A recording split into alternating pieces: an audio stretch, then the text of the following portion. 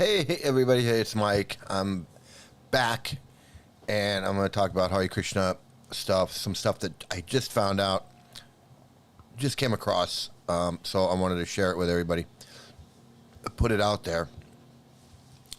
So let's get right into the intro, and let's see, here we go.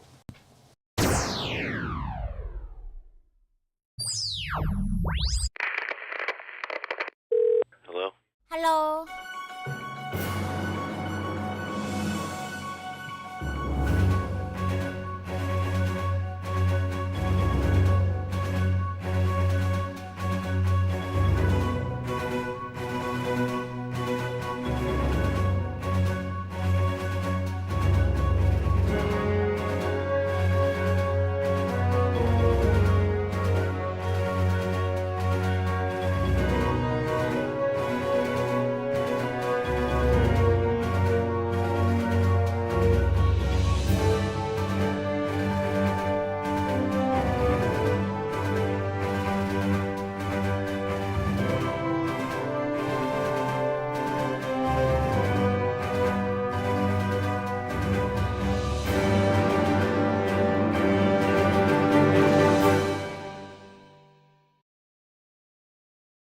All right. So, yeah, a lot of things to talk about the Hare Krishna. I mean, it's so much involved in just one story. One story, just because there's just so much crap, you know. So it's like he starts off with one thing, and then it just. So, man, what's going on? What happened in Florida? I got to share that with you. And I'm just going to go right to. I'm going to go right to it. So I'm reading from this Hare Krishna webpage. Documents everything right here, and so I'm just going to go ahead and read what it says. Okay, so it's crazy. Okay, so it says, and I don't know who these people are because they don't give their names. They use their initials. And even if they do, they have these spiritual names, so you don't know who these people are. Okay, somebody's writing in who says, recently Mother Mukhya welcomed Bhakti Purushottam Swami to give class at the Alachua, Florida temple. There are some allegations of child sexual abuse perpetrated by Bhakti Purushottam Swami. The allegations were confirmed by Anuttama Das in a letter he wrote to the North American temples before Bhakti Purushottam Swami visited the USA. In this letter, Anuttama stated that it is up to the discretion of each individual temple to decide whether to invite this Bhakti Purushottam Swami. On one hand, we are entitled to the presumption of innocence until proven guilty. On the other hand, it has been notoriously difficult to confirm child abuse allegations in India. So first, let me just stop right there. They like to say, because this is the same thing they told me, there's nothing we can do about the child molester in the community because he hasn't been proven guilty of anything.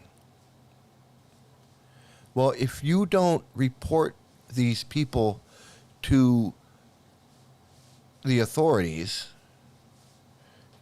and then testify against them, how are they going to be proven guilty? You don't report them to the authorities, and then when I reported them to the authorities, I was labeled the troublemaker. And everybody came out in his defense and said, "Hey, he's a nice guy. He wouldn't do anything." So how does that lead?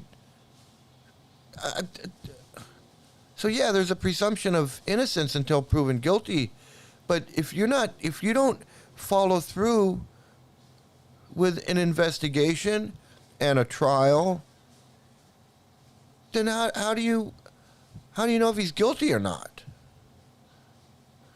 We can presume he's innocent, but we can also presume he's guilty. Especially since you refuse to turn them in. And you refuse to testify against them. In fact, you buddy-buddy with them. So, how does that... Why are you giving them the presumption of innocence until proven guilty when you know you're covering it up? It's bullshit. That is pure bullshit. Okay, so then he goes on, he says, a man may be innocent until proven guilty, but why would you invite such a man to look after your children unless or until he is convicted? Right, exactly. Hopefully not. Taking into account that there are so many families and children in the Alachua community, I would like to ask Mother Mukya if she would be willing to explain why she felt that it was respectful and considerate to invite another senior man who has allegations of child sexual abuse to speak at the temple. So this person is absolutely right. And this is typical. So here's a devotee who's saying, hey, what's up? Why are we having child molesters and accused sex offenders? Why are we having them speak at our temple? That's what this person is saying. Now, of course, nothing's going to happen to it because they did. So, who is this person that they're talking about? They're going to presume that he's innocent, and they don't turn him into the authorities. So let's figure out who is this guy. Let's figure out who this guy is. So here is a report that was sent to the leaders of ISKCON. It's an appeal to the governing body commission and bureau against action for action against this Bhakti Purushottama Swami. So I'll show you what this.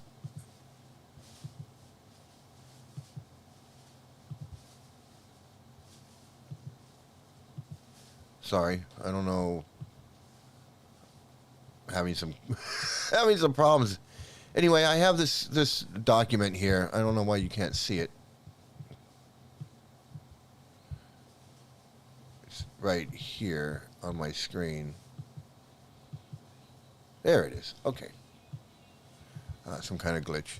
So this is a document that was sent to the governing body commission of ISKCON about this guy, and this is what it says. It's just amazing. So it says, this is the person that they want to presume is innocent, and yet, and at the same time, they want to deny a trial or even an investigation. Like, they don't want to report him to the authorities for whatever reason. They don't want to. So it says here. I can't get this going right. Let's see.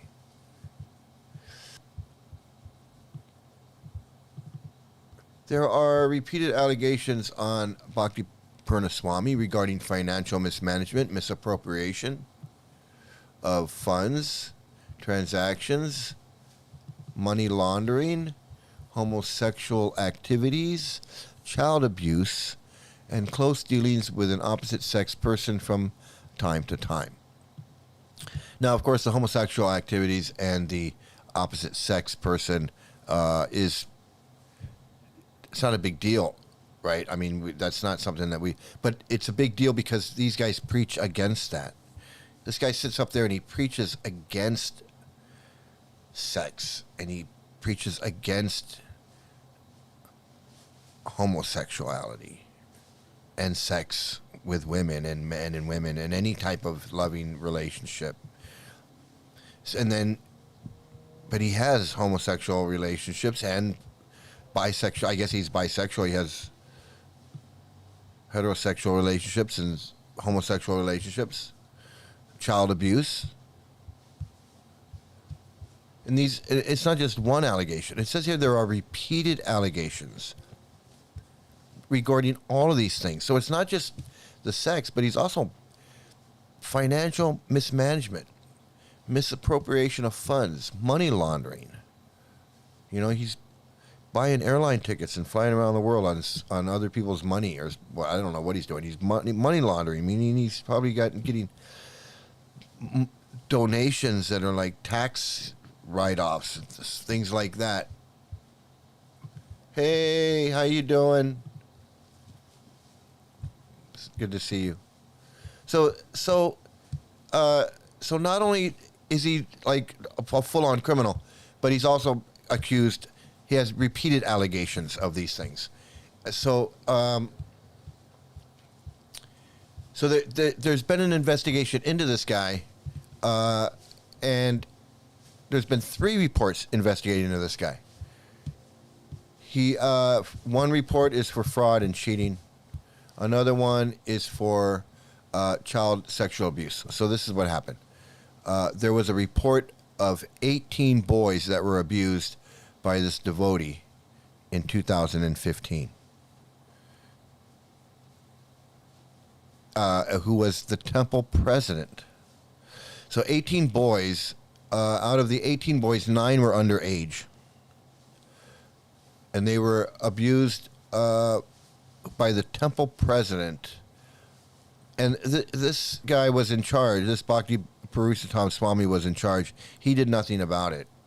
He failed to report any of these things. He didn't do. He broke the law by not reporting them, per the judgment of the Supreme Court of India, which is punishable by up to 1 year in jail. So just by not reporting these crimes, he committed a crime. There's all these other things that he did. Money laundering and money scamming and ripping people off through scamming. He was also in charge of a school. So now he was in charge of this Bhaktivedanta National School, and evidently he created a big mess there. There were a lot of complaints with this guy. More money laundering. Let's see. It says here they don't like that he hangs around with the LGBTQ group, so they're upset with him for doing that.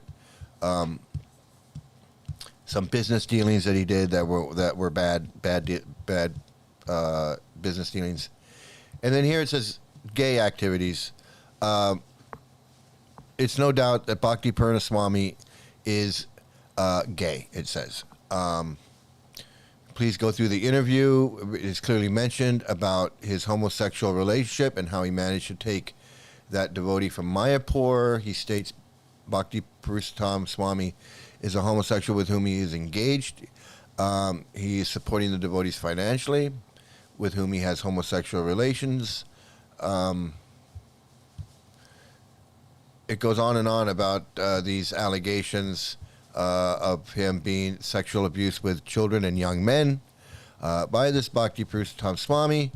On and on about this character who was invited to speak at the Florida Temple just recently. So he has all of these allegations, all these things that he's done, all these reports that were made. And this is someone that they're trying to say, well, let's just give him the benefit of the doubt, and let's presume that he's innocent because he hasn't been found guilty of anything yet. And he'll never be found guilty of anything because they will not bring charges to him, or they won't even file a report with the police. So they're not even going to do that. So he will always be presumed innocent because it's never going to go anywhere. So that's who this guy is. And he is, you can see him here. Oh, no, you can't see him there. You can't see him there. I don't know, I'm having another glitch. But he is at this. There's a picture of him at the temple, surrounded by a bunch of little kids. A bunch of little kids. I don't know why you can't see this picture. I don't know what the dealio is with that. Let's see. There it is. Okay. There he is. Surrounded by a bunch of kids, little boys. And he's sitting there like he's the Dalai Lama or something. Like he's gonna teach them something. He's got something to teach anybody. Leave it to Florida. Yeah, Florida. Yeah, leave it to Florida. And then hey, how you doing? Glad to see you're back. So that's who this guy is. But who's this lady that invited him? Who invited him to the temple? Why would she invite him to the temple to speak? Knowing all of that. And then knowing all of that, they don't do anything about him. They just say, well, it's up to you to decide whether you want to have him at your temple or not. They don't have the balls to just say, hey, this guy, you know what, we don't want this guy around. I mean, how does that happen? How does an organization that says that chanting is so strong, it's scientific, it's purifying, it does all of these things, follow 4 regular principles, chant these magic words all the time, all of these things, go to the temple, do all of these things, read these books, do all of these things. How do you do that for... I mean, I understand fall downs. People are trying to do something and they slip up. People do that. They're trying to exercise and then they don't. They're trying to exercise every day and then they don't. They go like, I'm not going to the gym, and they screw up and they don't go. Or they're on a diet and they have a cheeseburger, whatever. They temporarily fall down, backslide, whatever you want to call it. That's expected and normal for people who are starting out and trying to do something and change their life, get into a different thing. I'm going to start jogging. I'm going to start eating healthy, whatever. Or I'm not going to do whatever. And then they temporarily have a hard time. But if you're doing the magic words and you're doing all the things that you're supposed to be doing, and you're doing them, and it's scientific, and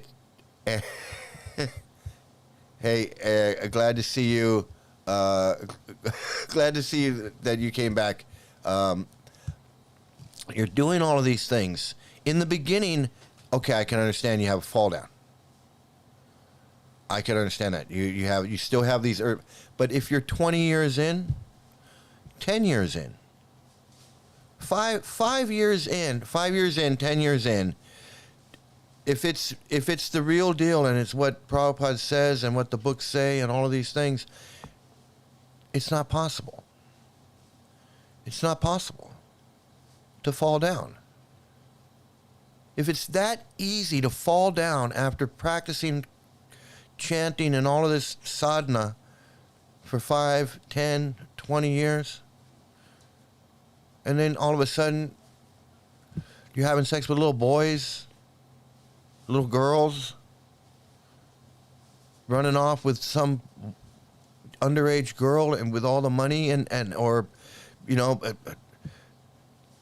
molesting all the boys in school after 20 years, 25 years? How does that happen? How does it happen that even if you're not doing that, you still fall down? You're like, I just don't want to be a swami anymore. How does that happen? How can you sit there and say that it's scientific and that it works and it's real and it's this and it's ancient and so many things, and guys that have been doing it for 20 years can't do it? How does that make sense? And the ones who are doing it, they're inviting child molesters to their temple to speak to a bunch of little kids. I mean, what is wrong? What can't you see? How is it possible that the holy name can be so potent? Krishna dancing on your tongue, eating up karma, all of these imaginary things that they say are happening, and yet these guys are doing all this stuff. How is that possible? Even Prabhupada couldn't stop. Prabhupada was snorting snuff. Prabhupada was getting angry and throwing shit around and throwing little hissy fits and doing. Prabhupada was no pure anything, because it's all bullshit.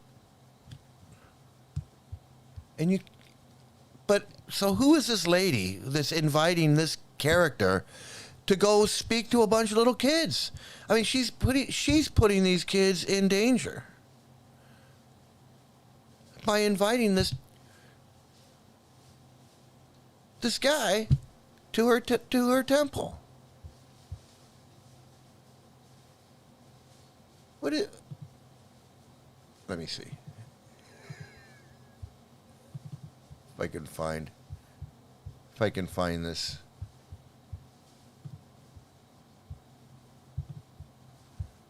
Still having problems here. I don't know. I don't know why. I do know why. My computer's been acting up, and I guess this is one of the things that it's doing. Well, I was a student in college in 1972, and I took a class in world religion, and so I had to visit other religious organizations as part of the class. And the people I was living with, one of them knew about the Hare Krishna movement, so he said, you have to go to the Hare Krishna temple in Detroit. So I was in Michigan at the time. So I visited the Hare Krishna temple, and I took a Bhagavad Gita home. And that's the Prabhupada's Bhagavad Gita as it is. So in that book, he has all the Sanskrit, he has it transliterated into English, and then he explains every verse. So I read the book, I got started, I couldn't stop reading. And by the time I was halfway reading the Bhagavad Gita, I thought, this is what I want to study, not what I'm already studying. So over the next few months, I wound up just dropping out of college. Okay, she dropped out of college at 1972. So 1972, she's in college and she's studying religion. Somebody tells her to go to the Hare Krishna temple, go check it out. She gets a book. She starts reading the book. She decides she wants to join the temple and be a Hare Krishna, and she drops out of college. 1972. It's like 50 something years. She's spent 50 years in this organization, chanting the magic words, wearing the beads, doing all the things that I don't know what she does. She's supposed to be doing. 50 years, and she doesn't know that this guy should not be hanging around little kids. 50 years of chanting, 50 years of reading the books, 50 years of all of this stuff. And she is still, after $400 million lawsuit, hundreds of kids being molested, schools being closed down for child molestation and child abuse and torture. Kids, grown adult children born in this movement, killing themselves, suicide. More than 25. She knows about all this. She knows about all of this stuff. Kids have been molested in this organization since the very beginning. Right up and now. She knows about it. And 50 years, 53 years or whatever of chanting, and she doesn't know that this friggin' Bhakti Purushottam Swami should not be hanging around a bunch of little boys? that he can't be trusted? And if she doesn't know, why doesn't she know? What is wrong with these people? 50 years of this shit. She's as dumb as the day she dropped out of college.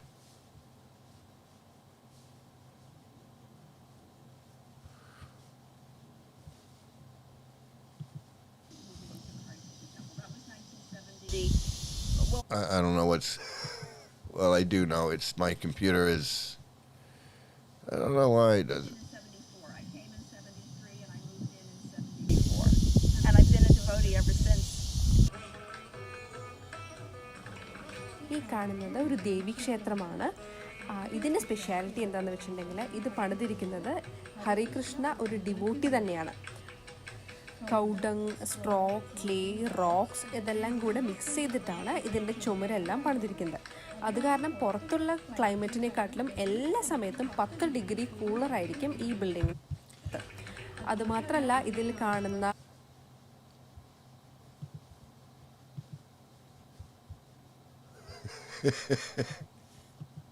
She knows. Oh yeah, she knows. She absolutely knows.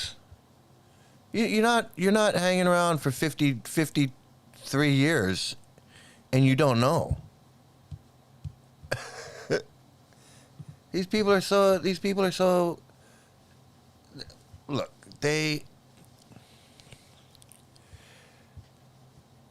even when they're confronted with facts and the truth, they still can't handle it.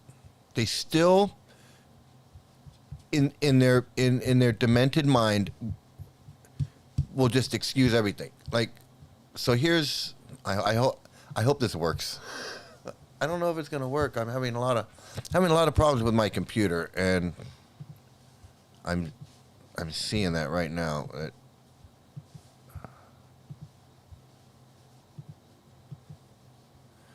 Okay, I'm going to read this. This is by this Anutama Das, and you would know who this guy is. He's the head propaganda minister of propaganda for ISKCON. But he says, so he wrote an article called "Why ISKCON Needs to Be on Guard Against Cultic Behavior," and he wrote this last year, and he says.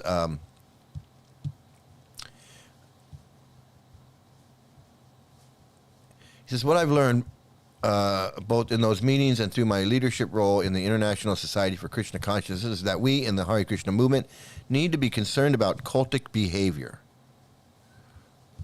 He says, when I first attended the International Cult Studies Association meetings, I found that many people thought in a simple duality. Organizations, and especially religious societies, are either healthy and benign or dangerous and destructive cults.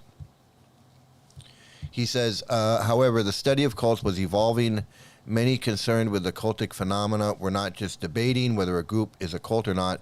They were studying interpersonal dynamics within groups to understand and measure cultic behaviors. In other words, they were finding that leaders of groups may manipulate and harm members, sometimes as an isolated case of abuse within an otherwise healthy organization. They spoke of a spectrum of manipulation, or what some called undue influence. So he says, and this is the part that caught me, and it just really. So this is the head of the Ministry of Propaganda.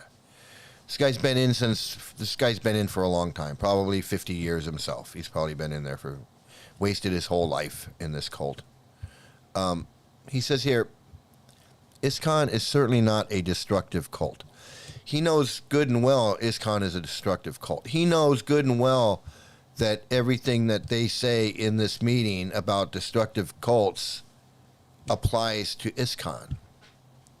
That's why he's saying we need to watch out for cultic behaviors. He says he doesn't want to admit that ISKCON's a cult.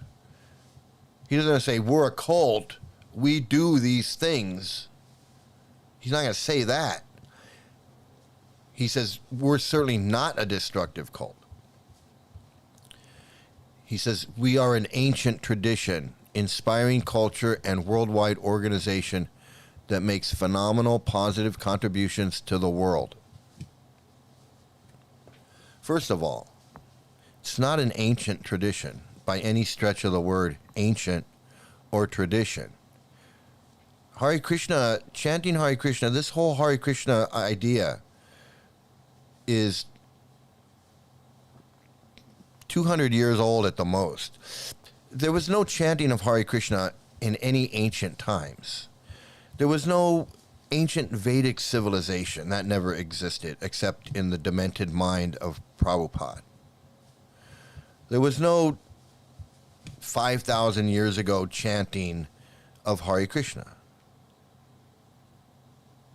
It didn't exist. It's not in the Vedas. It's not Vedic. There's no Hare Krishna chanting in Vedic times. What to speak of ancient times? It's not an ancient anything. Inspiring culture. It's not an inspiring culture. It's a culture of racism, sexism, child abuse, child marriage. That's not inspiring for anybody. Saying that girls need to be married before puberty, that's not an inspiring culture. That's a repressive, oppressive, misogynistic, woman-hating, abusive culture. That's a rape culture. Saying that women like to be raped, that's rape. That's why India is the rape capital of the world. This is what's in their books, and this is what they preach. This is what they teach. Child marriage. Women are less intelligent. Women are dumb. Women like to be raped. Women are too stupid to understand. Women are tricked by men all the time. It's not an inspiring culture by any stretch of those words. It's not inspiring nor culture. So to defend his we're not a destructive cult, we're an ancient tradition. No, you're not. We're an inspiring culture. You're not inspiring. And worldwide organization. Worldwide. Yeah, you've got centers and temples around the world, but how many people are in each temple? 10? 5? 10? You go to the San Diego temple. How many people are in the San Diego temple? 10?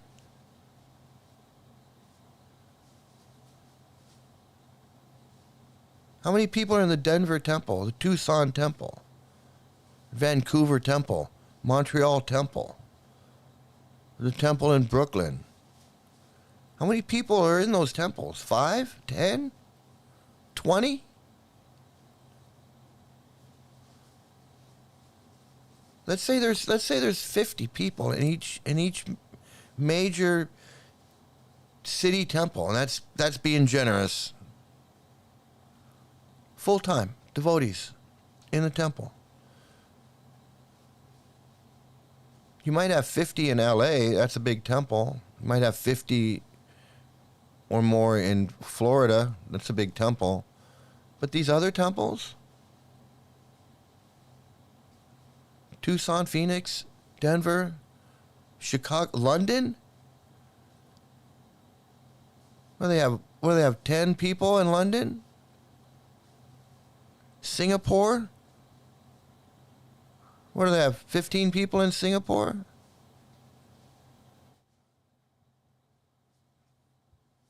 It's like Scientology. It's exactly like Scientology. Scientology is Hare Krishna for nerds. It's basically, L. Ron Hubbard he didn't read Prabhupada's books, but he read Bhagavad Gita and a bunch of books, and he was like, oh, I like this weird stuff. And it created Scientology with his spacemen and airplanes and billions of years and ancient civilizations and space people and all that stuff. He got all of that from Hindu books and stuff. Scientology is Hare Krishna for nerds. That's what Scientology is. So they say, oh, we're a worldwide organization. We have millions of followers. No, you don't. You're not millions of followers. There's millions of Hindus. And you want to glom onto the Hindus and say, well, we're look at all these Hindus that come to our temple. We have hundreds of Hindus that come to they're not part of your ISKCON cult. They just go to your temple. Just like they go to any other temple. They don't care. They don't care. They just go. Oh, they don't even look at it as like it's just another temple to them. It's just another temple. They don't care. Half of them don't even know who Prabhupada is. They don't know. They don't even know. That's why they're always trying to preach to the Indians and trying to the Indians and the Hindus. They're always trying to give them books and preach to them because they don't know. They're just like, oh, there's a temple. So Hare Krishnas will go, well, we got millions of people around the world. What else does he say? He says positive contributions to the world. Like this guy says, oh, well, what's wrong with feeding people?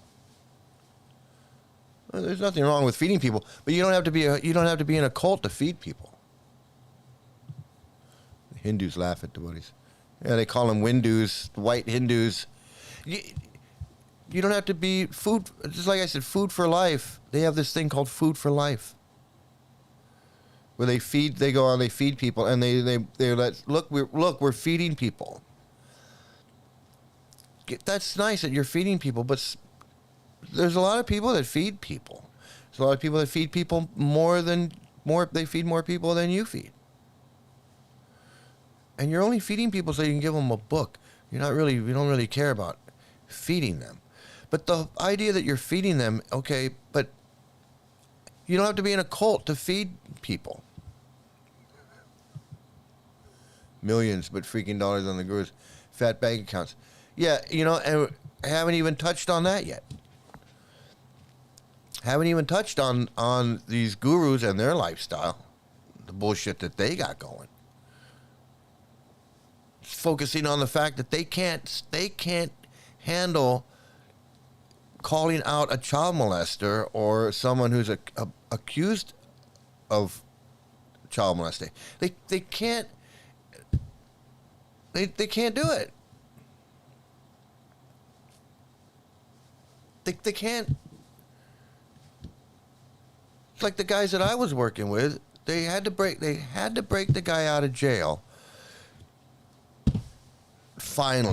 They finally get a child molester, and they put him in jail where he belongs. And then these guys want to break him out. And they do. They get him out. They bribe the judge or whatever, and they get him out. And they want me to go along with that. And I'm like, why'd you get him out of jail? He belonged in there. He's our buddy. Why is he your buddy? Why are you buddies with this guy?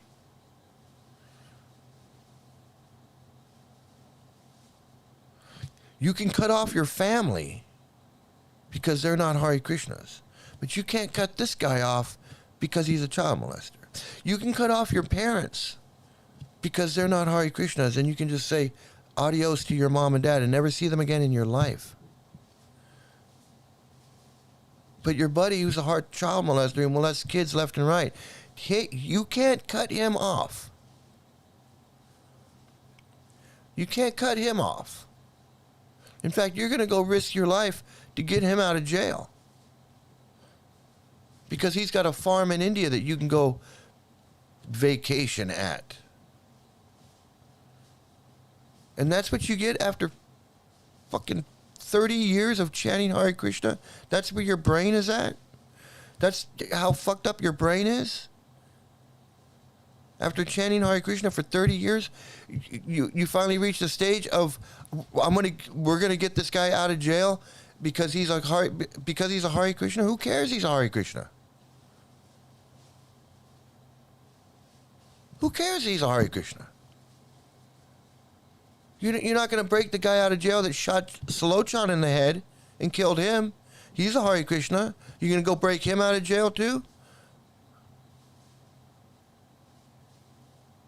No, he belongs in jail. The murderer Hare Krishna guy, he belongs in jail. But the child molester Hare Krishna guy, he deserves to get out. That's how these guys think.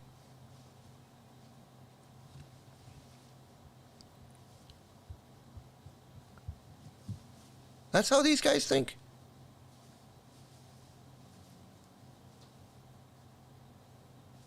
They're going to get the child molester out of jail, and I'm supposed to go along with that. No, I'm not going along with that. Not going along with that. It's like an epidemic.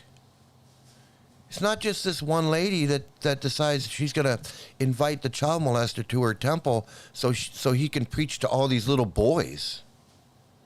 After 18 boys in his school were molested and he didn't do anything about it. And so now she's inviting him to her temple in Florida so he can sit there and have his picture taken with all these little boys.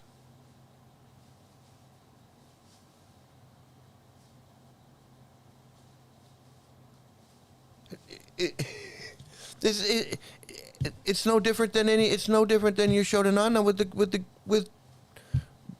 Tatva Darshan in the jail in Cambodia. Why would you go hang out with this guy? Why would you go hang out with this guy?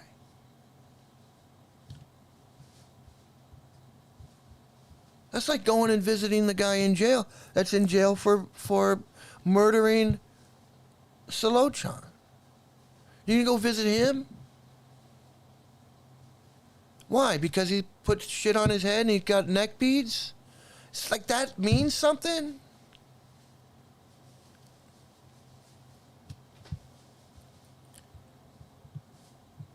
What is this? What is this sympathy for these child molesters?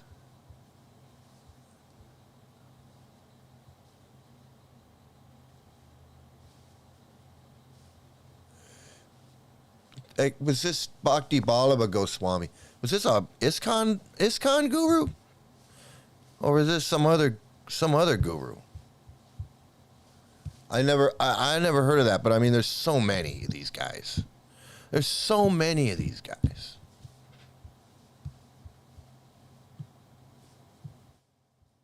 These guys, and then when I don't want to go along with the child molester, and they're trying to convince me he didn't do anything wrong. First they're telling me he didn't do anything wrong, and then finally they admit that, well, yeah, he did go to Cambodia and he was having an affair. But there was no underage girls there. I don't believe anything these people say. I don't believe anything these people say. That's why when these women, these grown women come out and talk about how they lived through some crazy shit, and you go, there's just no way. Yeah. And they want to say, well, she's crazy.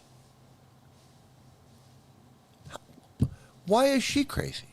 Why is she crazy? But the guy who says there's a demon head eating the moon during an eclipse, he's not crazy. And he's molesting little boys. Why is he not crazy? He says there's a demon head eating the moon. And he says it's not a symbolism. He says it's literally. Just we can't see it because we're not on a spiritual, or we don't have the spiritual vision to see it.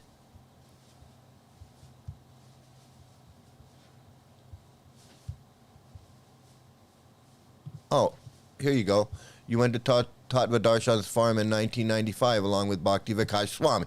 There you go. It's called, yeah, I've got stories, my friend. Yeah. So I know the story. Tattva Darshan. Yeah, they tried to bust him for a long time. And then they finally caught up with him in Cambodia. And they threw his ass in jail, where he belonged. And then Yashodanandan's friends, they all got together, raised money, and got him out of jail. And then they went and they visited him on his farm, behind my back, because they knew I was going to be upset. They knew I wasn't going to be down with that. So they did all that shit behind my back. They didn't tell me where they were going in India. They didn't tell me who. And then when I found out, I was like, oh, that's why they didn't tell me. That's why it was a big mystery. And everything happened just the way everything happened exactly the way they thought it was going to happen, because I was like, what the fuck is going on? I thought we were supposed to be the good devotees that don't molest kids, that don't worship fake gurus, that don't do all these things. And now I find out that we're no different than all the other. We're the same.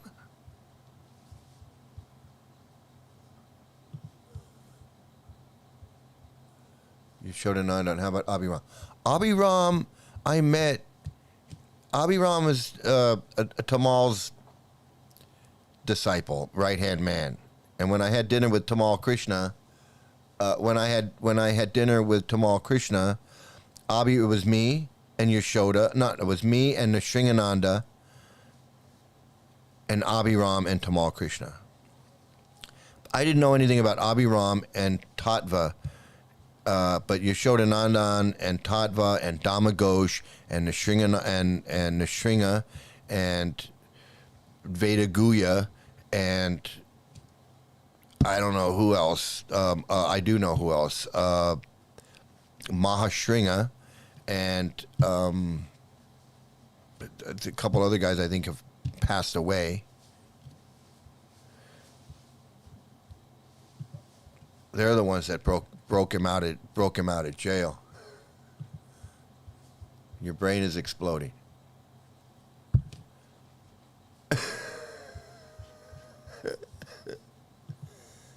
I'm proud of your father. Well, yeah, it was. I am ashamed a little bit of some of the things that I put her through and things that I went through. But I'm glad that I'm out now and I'm doing this, kind of trying to warn others about this, because I feel like the Hare Krishnas, they slide under the radar as far as when it comes to dangerous cults. Too many people don't look at them as a dangerous cult. They've kind of, they're not relevant. They're not in the consciousness. But they're still very dangerous. They're still very active. They recruit people. They have their festivals. And because they are kind of low profile and kind of not really in the, in the main consciousness of the now, they do kind of, they get away with it. They slip under the radar. When I was growing up, when I was in junior high school, Hare Krishnas were everywhere.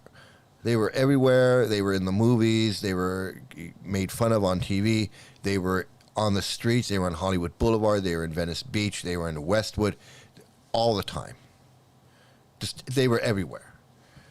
And then, and I remember them from my childhood, of them being everywhere.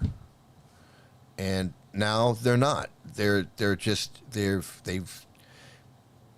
low key now. They're just They're under the radar. So, and I feel that is dangerous because not enough people know what they're getting into. And they have a lot of ways of sneaking people in through yoga and music and different ways of cooking and restaurants and all of that. But my main one that I always talk about is pushing a shopping cart around a friggin' Costco parking lot full of books. A shopping cart with boxes of books that no one wants, pushing these carts around in the parking lot or at the Hollywood Bowl or wherever, or at SoFi Stadium at a Lady Gaga concert, wherever, and they're walking around the parking lot and they're bugging people to buy a book. Hey, do you like the Beatles? Hey, do you like John Lennon? Hey, this, that, hey, whatever it is. And it's just a typical sales pitch to get, whatever it is. And then they sell somebody a book, and they're not even really selling the book. They're like, it's glorified begging. It's begging with a book is what it is. And then they want to say that that's book distribution. Book distribution and Sankirtan or whatever they want to say. You're 60 years old pushing a shopping cart full of books around a parking lot, bugging people to take a book. It's not book distribution. You're not selling books. Nobody wants those books. Set up a table, put a sign that says Krishna books for sale, $2. And don't say a word. See how many people come up to buy a book. That's selling books. Not shoving a book in someone's face and say, hey, buy this book, this, that, give me $1. Hey, give me $1 for this book, whatever. And then running to the next person and shoving a book in their face. That's not selling books. They were at the country concert the other night chanting on stage. Yeah, what was that? So somebody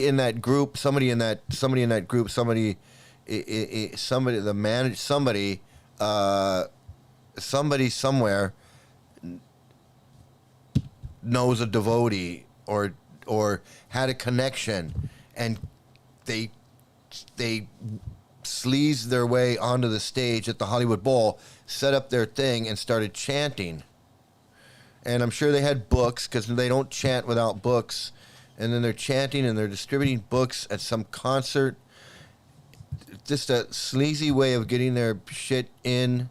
And probably most of the people, probably if not all the people at the Hollywood Bowl or wherever it was, didn't know what was going on or who these people were. And just the whole idea that it was this weird thing and it was like this Indian thing or whatever.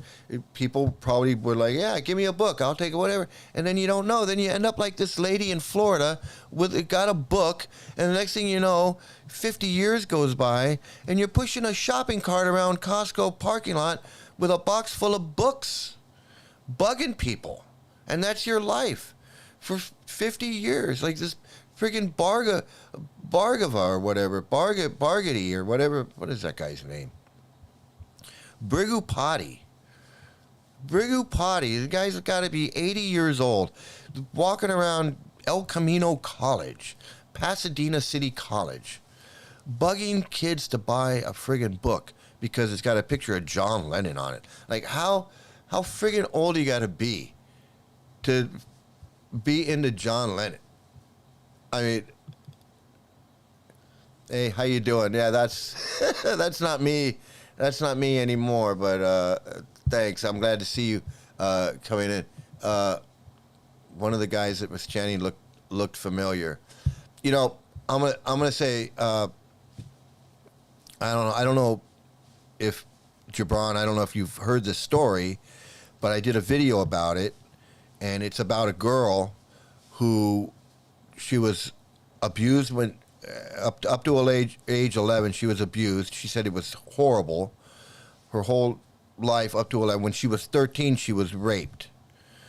At 13 years old, she went to a festival in West Virginia, to a Hare Krishna festival, like a Prabhupada festival or a Rath Yatra festival or some kind of festival she went to. And the singer that was on the stage during a break in the performance, he took her, this 13-year-old girl, he was a grown man. He took this young girl, he took her behind the stage up the road, some dirt road up behind the stage, and, you know, they're out like someplace like Badger, okay? It was like someplace like Badger. This is like in West Virginia. And he took her up and he raped her. And then he went back and got up on stage and went back to singing on stage like it was no big deal. And then you got these people on your Hollywood Bowl stage singing and chanting, and you don't know it could have been the same guy, because he was never brought to justice. Who are these people? They don't know who these people are. Pretending to be spiritual people. Meanwhile, they can't even stop a friggin' child molester from speaking at their temple. They can't bring themselves...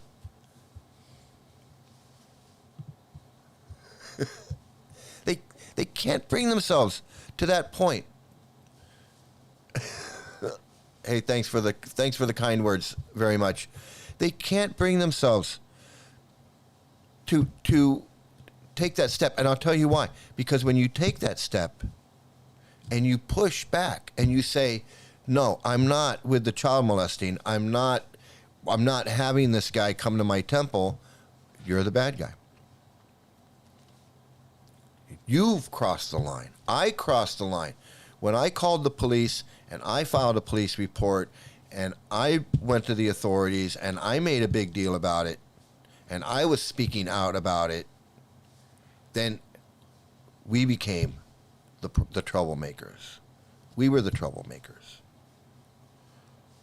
And the LA temple came to me. The temple president, the Slavas, came to me and said, you can't just make allegations about someone. You can't do that. And I said, I'm not making allegations. I went to the police. And he was just like, "Oh, you went to the police. You can't go to the police." I'm like, "What are you talking about? You can't go to the police." No. We handle that. We handle that together. We keep that in house. I said, no. No, I got the police involved. We're going to get to the bottom of this. And I said, you should kick the guy out. He said, I can't kick him out. I can't kick him out. He hasn't done anything. He hasn't been proven guilty. The same thing that the official letter said about this other guy. He hasn't been proven guilty of anything. Well, how's he going to be proven guilty if you just said, we don't take him to the police? We handle it ourselves. Well, if you handle it yourself and you assume that everybody's not guilty, what good is that? You kick people out because they smoke cigarettes. You kick people out because they have a hot dog. You kick people out because they're having sex in the ashram. But you can't kick the guy out that's molesting kids in the school. That you can't do. You can't kick him out. You kick the guy out that OD'd. You kicked him out. You kicked the guru out who said that Prabhupada was the guru and that he was just a Ritvik guru. He wasn't a real. You kicked him out. He wasn't guilty of anything. He wasn't proven guilty of anything in a court of anything. But you kick people out all the time over nothing. But a guy who's been accused of molesting a little girl or multiple girls, we don't need more than one. Him you can't kick out. That guy, you just can't kick him out. There's just nothing I can do. If he was smoking a cigarette, maybe I'd kick him out. Or if he was eating a hamburger, I'd kick him out. But, innocent until proven guilty.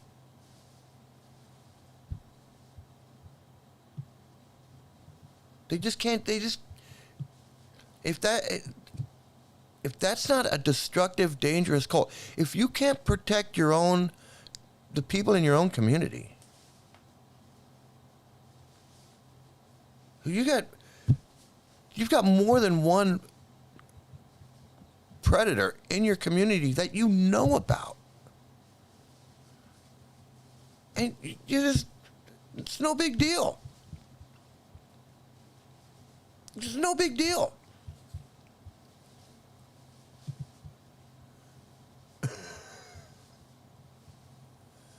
Yeah, yeah.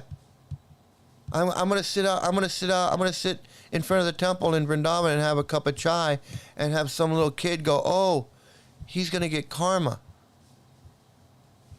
because I'm drinking chai. Well, what about the guru that's molesting all the little boys in the school? What about the guru in Mayapur that's molesting all the little girls? What about Indra Yumna Swami, he's on video violating little girls, touching them, hands all over them. It's disgusting. And those women are sitting there, they're standing there watching this guy fondle this little girl, and she's just like, and they don't do anything about it. They're just like, oh.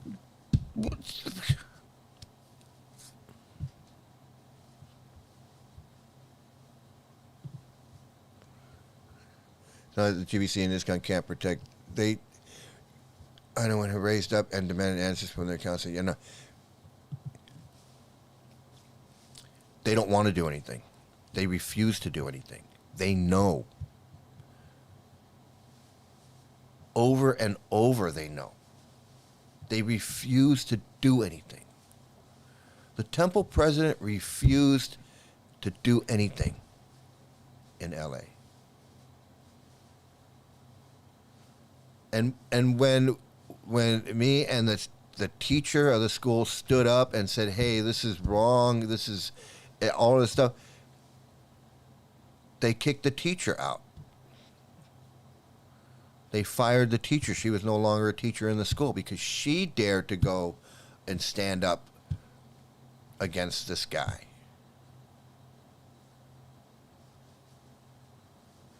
And then you show to Nandan and all of these guys, they do the same thing. They break a child molester out of jail and then go party with him on his farm.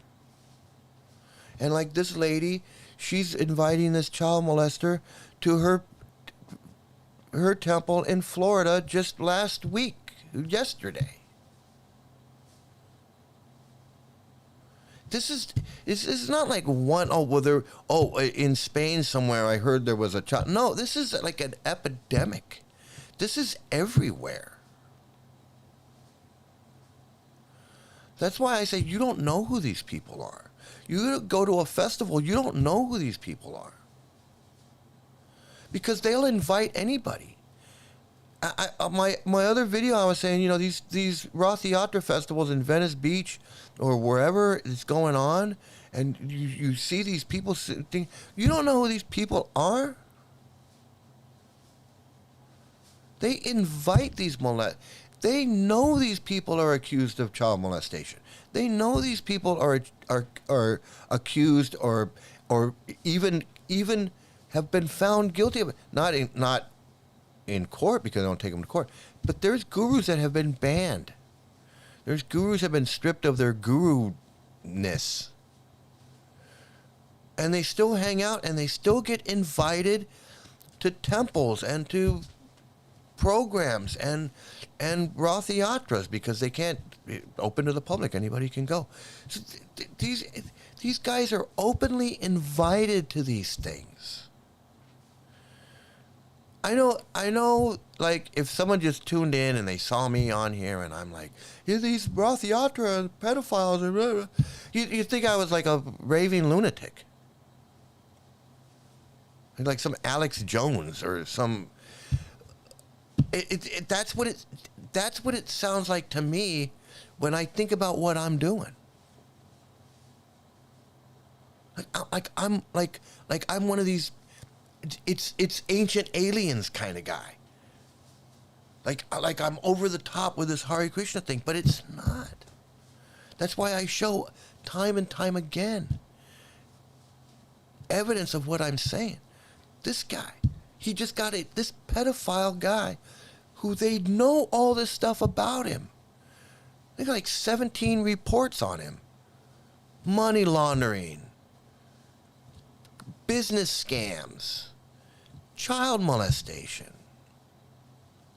homosexual acts in the temple,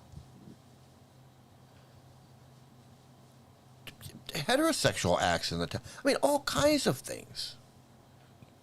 And they invite him. Hey, we want you to come and talk to the kids.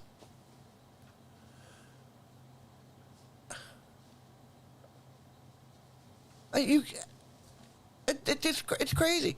That's like when I sit here and I go, they had this $40 million child sexual abuse lawsuit, and Alan Dershowitz, the guy who went to Epstein Island and admitted to getting massages from underage girls, he was their lawyer. That sounds insane.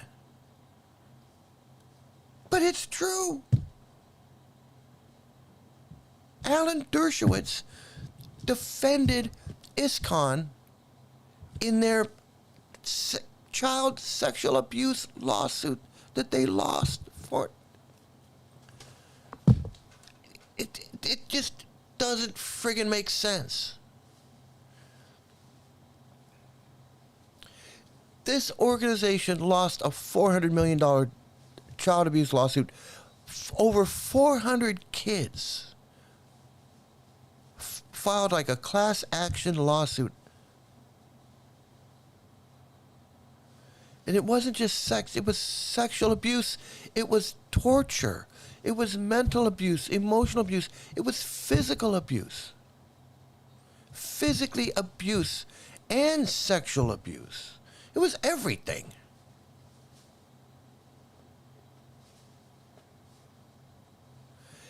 And they still, even after a $400 million lawsuit, they are still inviting pedophiles to their festivals, to their temples. Come speak to the kids and we'll take a picture of you surrounded by little kids. Even though you've been accused of inappropriate behavior with little boys. And little boys were molested and you didn't even do anything. You protected the guy. That's like I don't know how many things against this is. Well, there's like 17 things against this guy. But I mean, just with the kids, there's like 4 or 5 different things with this guy. He didn't report abuse. He committed abuse. He ran a school where abuse was going on and didn't do anything about it. I mean, yeah, he's the perfect one to invite to your temple so you can speak to the kids. What the fuck is wrong with these people? What the fuck is wrong with these people?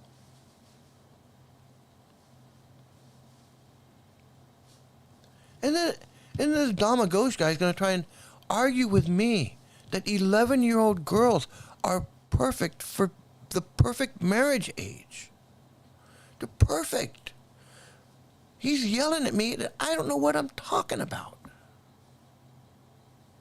I'm like, no, I don't think 11-year-old girls should be married to 25-year-old men or 30-year-old men or 40-year-old men. Well, you don't know what you're talking about. You're not a devotee. You're offensive to Prabhupada. All of this crazy crap. Like, what the fuck does that have to do with anything? What does Prabhupada has everything to do with it. Prabhupada's the original, I'll screw an 11-year-old girl at 22 years old. Prabhupada's the reason why they defend screwing 11-year-old girls at 22 years old.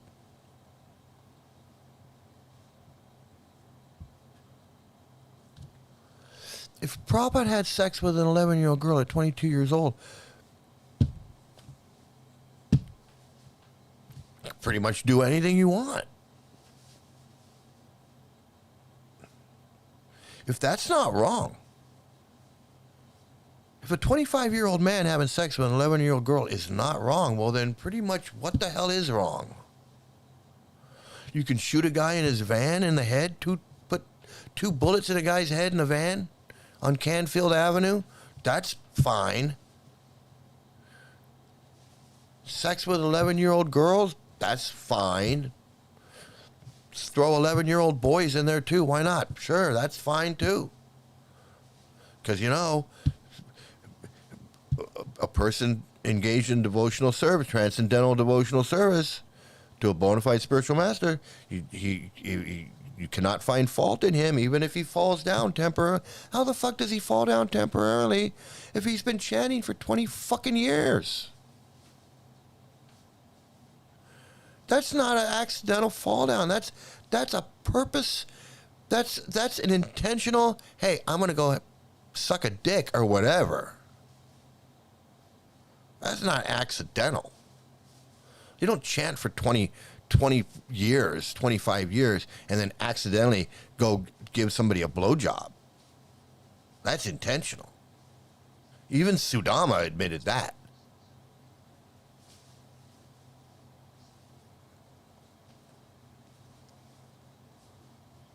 Sudama, the first black gay guru, sannyasi in ISKCON.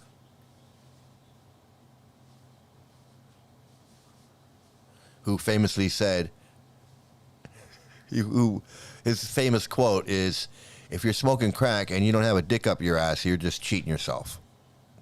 Those are the famous words of Sudama. Sudama, Bhakti Sudama, I don't know, Sudama Das, Sudama Prabhu, whatever. Rest his soul, he died of AIDS.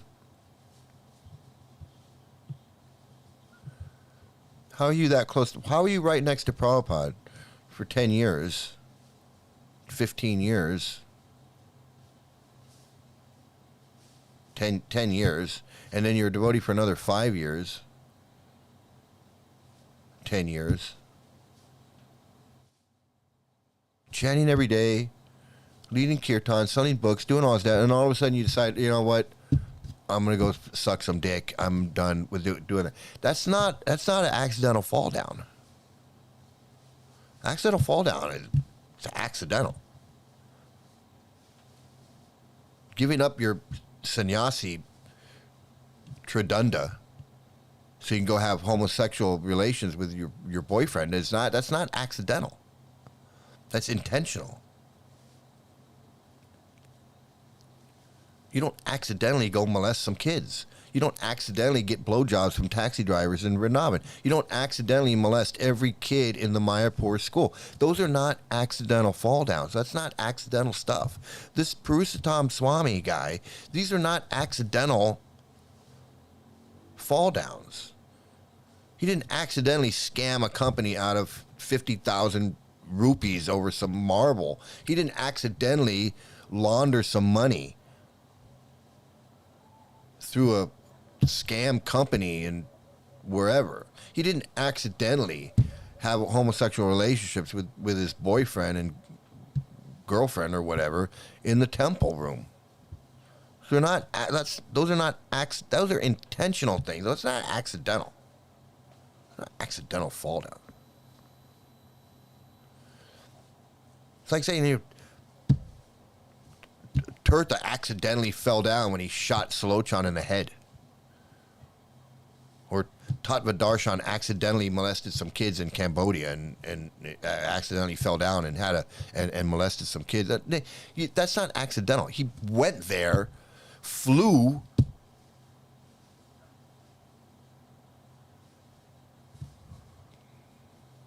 No accident. Guys are not accidentally falling down. Kirtananda did not have an accidental fall down. Jayatirtha did not have an accidental fall down. Hansaduta did not have an accidental fall down. These guys are, Sri Dayananda is not having he accidentally was getting massaged by girls in bikinis. Indrayumna Swami is accidentally parading around on the beach with a bunch of little girls in bikinis. These are accidents. How do you chant for 25, 30 years and you're hanging around with little girls in bikinis on the beach with a camera taking pictures? Guys, that is the creepiest thing ever. Just an ordinary guy in the beach with a camera taking pictures of little girls in bikinis is creepy. What to speak of a friggin' ISKCON guru?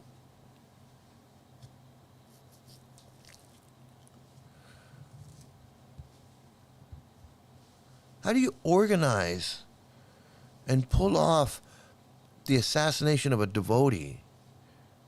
Multi-state, interstate assassination hit, coordinated, many people involved, lookouts, hitmen, money men, all of that going on in a spiritual organization, and then the whole congregation celebrates after when the guy's killed.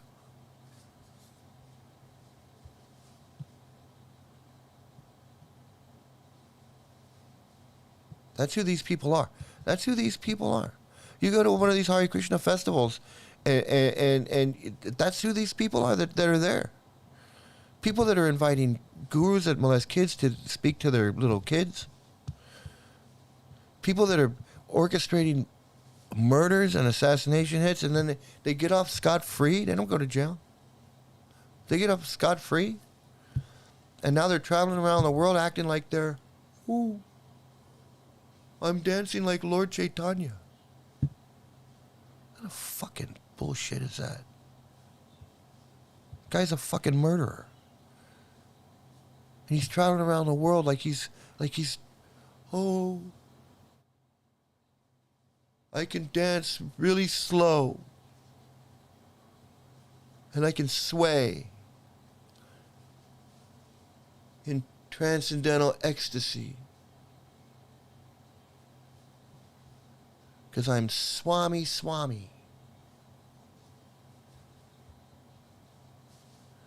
One guy chanted so hard, he's "Arr" now. The fuck?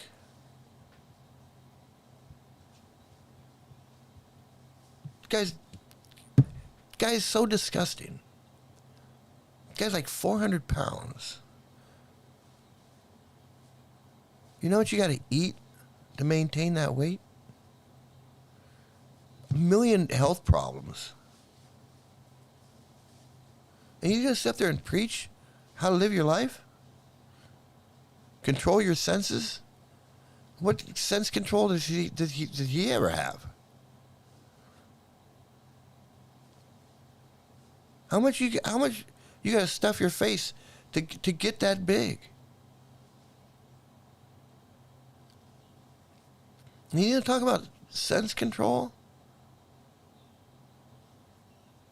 and purity and truthfulness when he's covering up for pedophiles and murderers. Let's just say it, these guys are murderers too. There was a whole organization to get that guy killed. It wasn't just the one guy. There were multiple hitmen. There were lookout guys. There were the organizers. There was the money guys. There was so many people involved.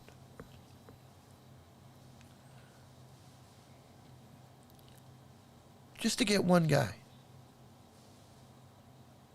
And then the whole community is celebrating. They have a whole party.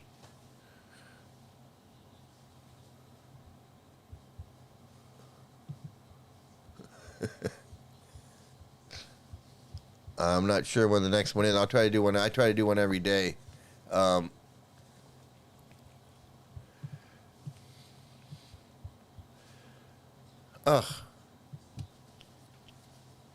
I just.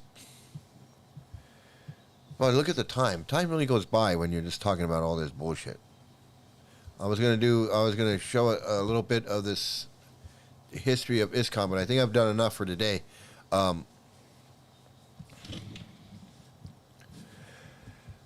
So that's what's going on in Florida. And it's not just Florida, okay? It's not just Florida. It's everywhere. Just right now, we know what's going on in Florida. Somebody spoke up. But if today it's Florida, but I guarantee you tomorrow it's somewhere else, and we're just not going to hear about it. We're not going to hear about it until somebody speaks up and somebody blows the whistle. We might never hear about it. Just like you wouldn't know anything happened to me, to my family, until I speak out about it. And so, how many people are not speaking out?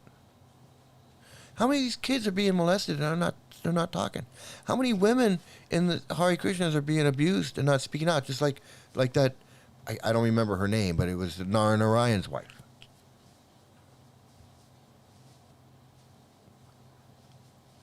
She went through a couple years of abuse. She didn't tell anybody. She kept it hidden because for the good of the cult. For the good of the cult. She didn't want to admit that her husband wasn't the guy that everyone thought he was. He was abusing her and beating her.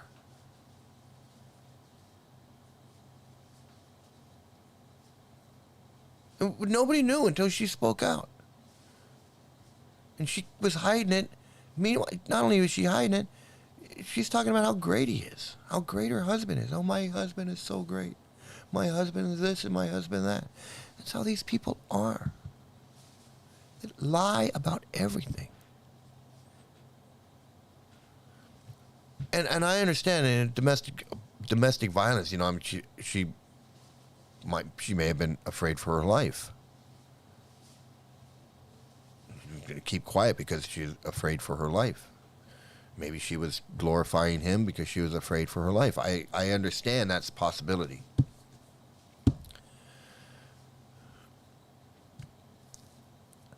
But what I'm saying is, you don't know who these people are. You can't trust them. She's online telling everybody how great her husband is. Meanwhile, he's beating the shit out of her every night.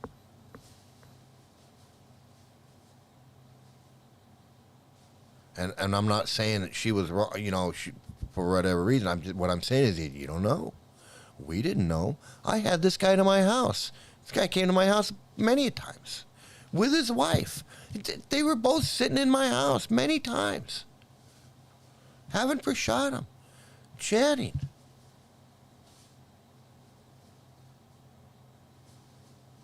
I had no idea. Nobody did.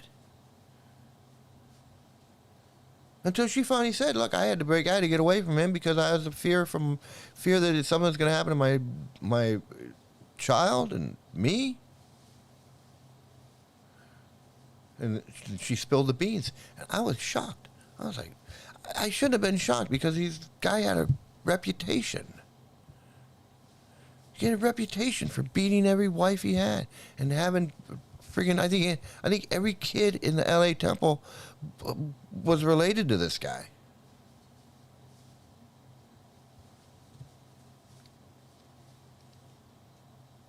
So that's what you can't believe these. And they all lie.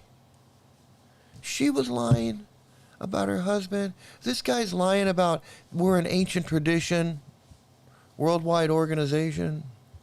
Come on, man, you know better than that. You know you're not an ancient tradition. You know, there's no 5,000 years ago. Not even 500 years ago.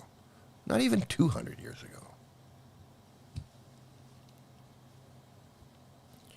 You can't believe you can't believe them. You can't trust them. You go to a festival, you meet a Hare Krishna there. You think they strike up a conversation. Maybe they give you a book.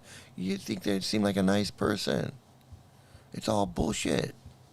I mean, they might be a nice person, but it's all bullshit. Nothing good about it. Nothing good about it. You want to feed people? There's plenty of organizations that feed people. You can donate money to many organizations that feed people. Meals on Wheels, whatever. Taking food to elderly, whatever. You can donate to your local food bank. You can do a lot of things to help feed people. You don't have to give money to no ISKCON Food for Life crap. You want to go help people in your community? You can go volunteer. You can go volunteer at a mental hospital or a convalescent hospital or at an old folks home or at a daycare. You can go volunteer to do a lot of things to help your community.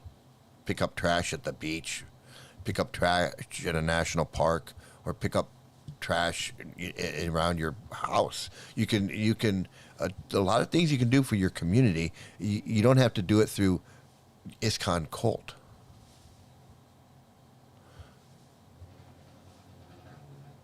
You can do a lot of things.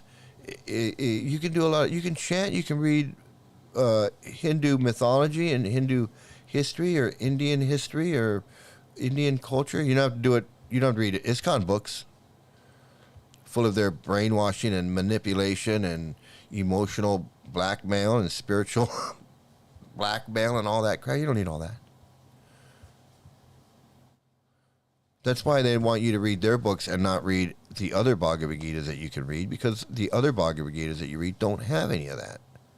They don't have that brainwashing and manipulation and emotional blackmail and spiritual blackmail and all of that stuff. It's not there. They want you to read their Bhagavad Gita because their Bhagavad Gita has got all the brainwashing and all the cult techniques to get you to fall into their cult.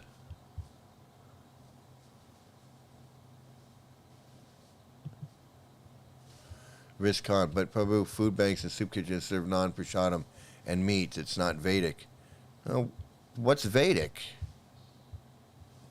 What does Vedic mean? And where do you get that from? You tell me what's... You want to have a discussion about what's Vedic? We can have that discussion.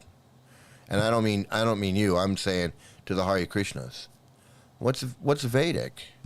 Show me in the Vedas where the Hare Krishna mantra is in the Vedas. Show me in the Vedas where there's 4 regulative principles and all of this other bullshit. And chanting 16 rounds. And it's not there. Lord Chaitanya. It's not there.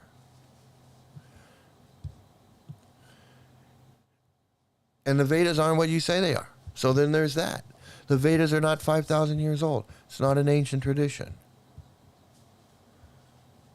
And even if it was 5,000 years, when is the oldest of anything ever the best? We improve things as time goes on. Things get better and better. We don't drive Model T Fords, Model A Fords. We've got something better now. We don't go, well, the first car that was invented in 1901, we should use that one because it's the oldest and it's the original. It makes no sense. Why would I want the oldest of anything?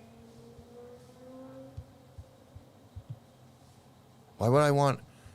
Let's say it is an ancient tradition that's 5,000 years old. Why would I want that?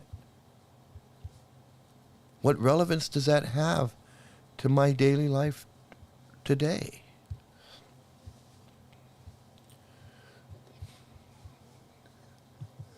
Yeah, we don't need Vedic BS in 2025. Excuse me. Exactly. First of all, it's imaginary. And secondly, if it's as old as you say it is, why would I have anything to do with that? That's like pulling out a map of the world from 5,000 years ago and saying, hey, let's use this. It's 5,000 years old, so it must be right. Must be the best. You wouldn't do that. It would be missing a bunch of stuff. The islands wouldn't be, Australia wouldn't be on the map because they didn't know it was there, 5,000 years. It just doesn't make sense. Why would I follow your ancient tradition? It's ancient. It makes no sense. Why would I follow your ancient tradition? It's ancient. It's like, why don't we do what the cavemen were doing? Why don't we all live in caves and wear loincloths and run around with spears and hunt woolly mammoths? Why don't we do that? I mean, if we're going to go back to the 1600s and shave our heads and run around like a 15th century Bengali, why not go back farther than that? Why not go back to 1,000 years old? Why don't we dress like friggin' Vyasadeva? Well, why don't we go back even farther than that? Why don't we go back 7,000 years and we'll just live in a friggin' mud hut? Why don't we do that? If we're going back, if the idea that going back to the oldest and oldest and oldest is the best and the best and the best, why stop at that? Let's go back even farther. It makes no sense. It's like a bunch of people in Greece, and you're like, hey, we're gonna worship Zeus and Thor and Zeus and Apollo and Mercury and Athena and what, and we're gonna dress in togas and we're gonna put the little flowers thing in our head and we're gonna play the little stringy thing and we're gonna worship Zeus and we're gonna build temples to Zeus and we're gonna have a little Zeus cult. And we're going to read stories about Medusa and Hercules or what, and we're going to read those books every night. And we're going to pray to Zeus and we're going to light incense to Zeus and we're going to chant his name and we're going to, and people would go, what the fuck is that? These people are fucking nuts. Nobody would say, oh, well, that's the culture, that's Greek culture. That's their Greek culture. Nobody would do that. They'd go, you're friggin' out of your mind. Nobody does that anymore. Stop doing that 2,000 years ago. What are you doing that for? Nobody would take them seriously. They'd be like, what are you doing? Yeah, well, it's an ancient tradition. Yeah, it's an ancient tradition. It's an ancient tradition for a reason. We don't do it no more. Hare Krishna just romanticizing and having fantasies of an imaginary fable and myth fabricated by a cult group who's nothing but making a fan club for transvestites. Absolutely, and they have no idea. Because Prabhupada, well, it was Bhakti Vinod Thakur who had this delusions that there was going to be this movement based on Lord Chaitanya's teachings. And it's chanting. We're going to chant Hare Krishna. And we're going to worship Krishna, Lord Chaitanya. Worship Lord Chaitanya as God. Lord Chaitanya is Krishna.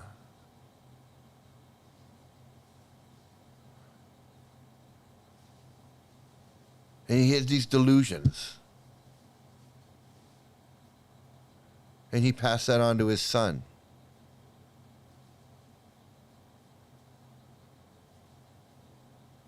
About this Lord Chaitanya guy,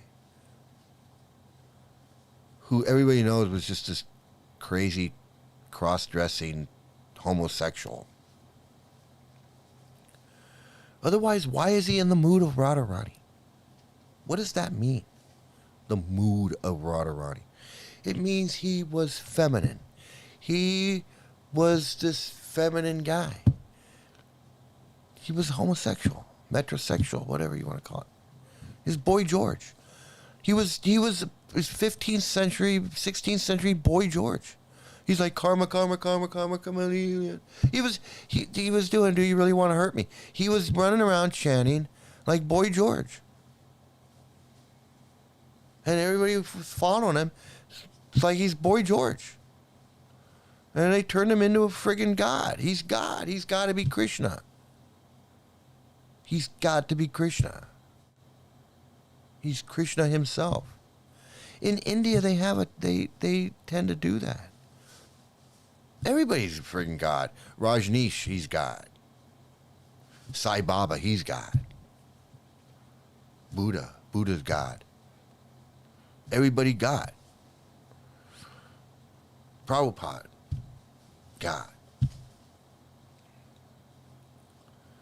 Everybody's God. Paramahamsa Yogananda is another God. They all claim to be God, or their followers claim that they're God. So there they go. Lord Chaitanya. Chaitanya's God, he must be God. It's like a cult of a culture club.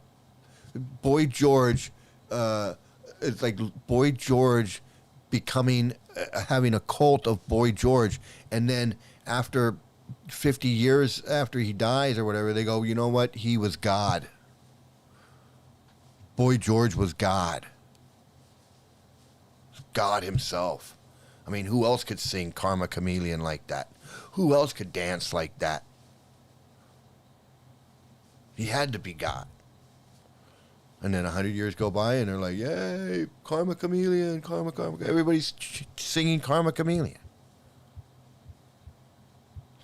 Chaitanya Mahaprabhu was the Boy George of he was the Boy George of Bengal, the Bengali Boy George. Absolutely, absolutely, the Bengali Boy George. And they all followed him around. And you know, you go to India today, and you'll still see these guys dressed up in saris, and they don't put makeup and stuff. They don't try to look female.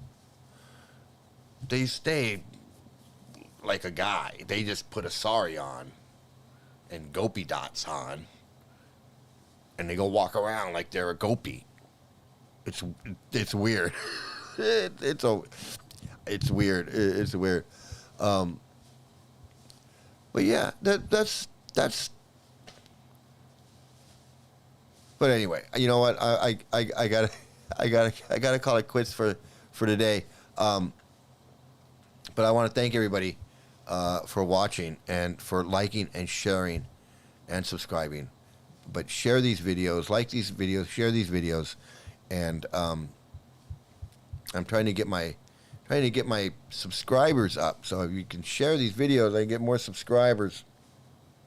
That'd be great. I can get these videos showing more and more.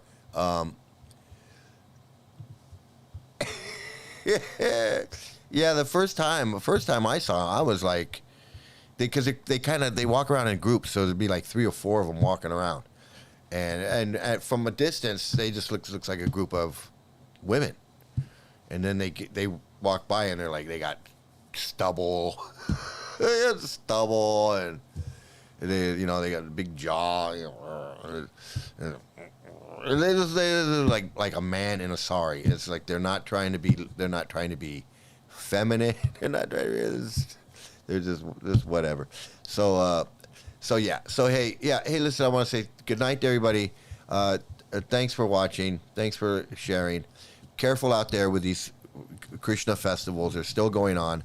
There's going to be one this weekend somewhere. So watch out for those guys. Stay out of a cult. Have a great day, great night, great morning, great afternoon. Have some great luck. And again, please stay out of a cult, everybody. Thanks. Let's see. Boom.